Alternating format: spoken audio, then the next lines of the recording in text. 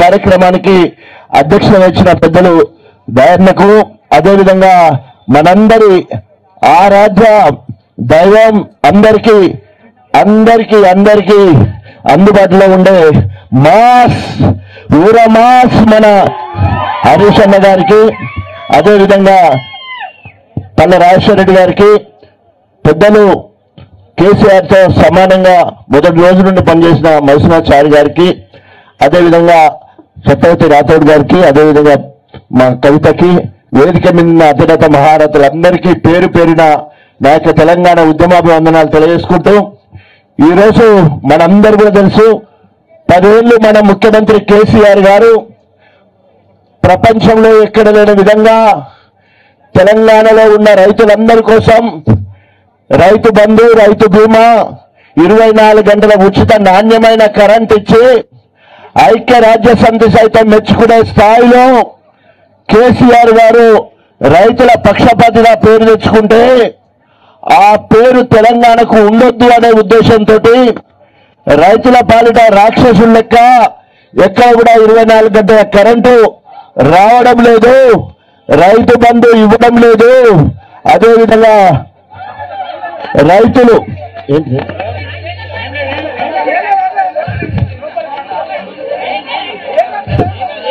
ఏ తొండలు మనవలు ఏం చెప్తాయి, తొండలు మనవలు ఏం చెప్తాయి, కుట్రా పట్టేసి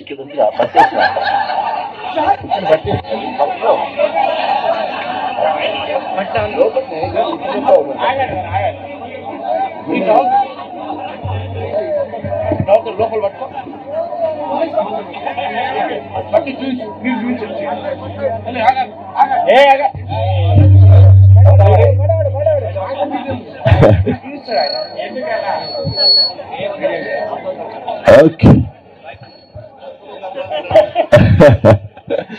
ఆ రకంగా ఈరోజు ఎన్ని అడ్డంకాలు వచ్చినా, ఎంతమంది రేవంతులు వచ్చినా కూడా ఇవాళ హరీష్ అన్న గారు సవాల్ చేసి డిసెంబర్ 9 సోనియా గాంధీ పుట్టినరోజు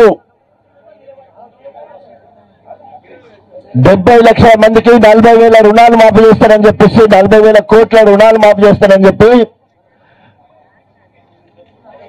రైతు తీర్మానం చేసి మళ్ళీ మేనిఫెస్టోకి వచ్చే వరకు దాన్ని తగ్గించేసి క్యాబినెట్కి వచ్చే వరకు 31,000 కోట్లు 42 లక్షల మందికి ఇస్తారని చెప్పి చివరిగా హరీష్ అన్న సవాళ్ళు అందుకొని 15 ఆగస్టుకు మొత్తం ఇస్తాడని చెప్పేసి మరి అందులో సగం కూడా ఇవ్వకుండా ఎక్కడ వస్తుంటే హరీష్ అన్న వస్తూ ఉంటే మా గణపురం ప్రాంతం నుండి అంటే స్టేషన్ నుంచి ఇక్కడ వస్తుంటే అందరూ చూస్తే 20,000, 30,000, 50,000 ఎక్కడ కూడా మాకు మాఫీ కాలేదని చెప్పి ఇచ్చే పరిస్థితి, వెరసి 40% కూడా ఎక్కడ కూడా రోడ్లు మాఫీ కాలేదు.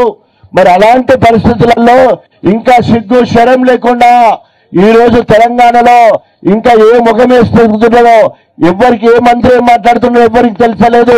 స్వయంగా వ్యవసాయ శాఖ మంత్రి తుమ్మల అంటాడు ఇప్పటి వరకు 42 లక్షల మందిలో 22 లక్షల మందికి ఇచ్చినాం, ఇంక 20 లక్షల మందికి ఇవ్వలేదు అంటాడు.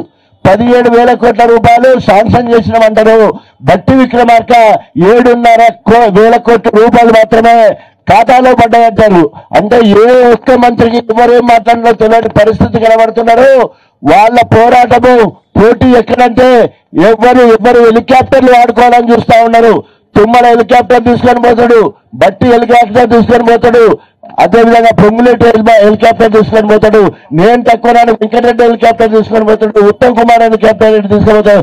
ఆఖరికి పైసా పట్టుకొని ఒక సంక్షేమ పథకం ఇస్తలేరు కానీ పండుగలకు, పబ్బాలకు, వ్యక్తిగత విలాసాలకు హెలికాప్టర్లు వాడుకునే పరిస్థితి వచ్చింది. అది కాంగ్రెస్ పరిస్థితి. దీనికి ఎక్కడికక్కడ మనం నిరసన తెలియాలి. అన్ని రంగాలలో ఫెయిల్ అయిపోయిళ్ళు. ఏ ఒక్క దాంట్లో కూడా ముసలమ్మలకు 2,000 కాదు 4,000 ఇస్తారన్నారు, ఇయ్యనే లేదు. అదేవిధంగా బిడ్డలకు స్కూటీ ఇస్తారన్నారు, ఆడబిడ్డలకు ఇయ్యనే లేదు. బోనస్ ఇస్తానన్నాడు, ఇయ్యనే లేదు. తర్వాత మనకు రైతు బంధు 15,000 ఇస్తానన్నది ఇయ్యలేదు, కూలీలకు 12,000 ఇస్తానన్నది ఇయ్యలేదు, కౌలు రైతులకు 12 ఇస్తానని ఇయ్యలేదు. ఏ కళ్యాణ లక్ష్మితో పాటు తులం బంగారం ఇస్తానన్నాడు. అది గతి లేదు, గతి లేదు.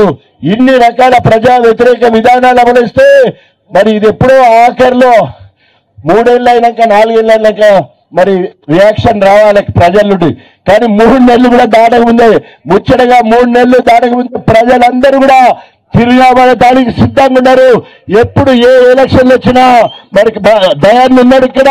రేపు స్థానిక ఎన్నికలు వస్తున్నాయి. ఏ ఒక్కడు కూడా కాంగ్రెస్ ఖాతాలో పడకుండా మొత్తము బీఆర్ఎస్ పార్టీ బలపరిచిన దయాన్న బలపరిచిన వాళ్ళందరినీ కూడా గొప్పగా గెలిపియాలని చెప్పేసి తెలియజేసుకుంటూ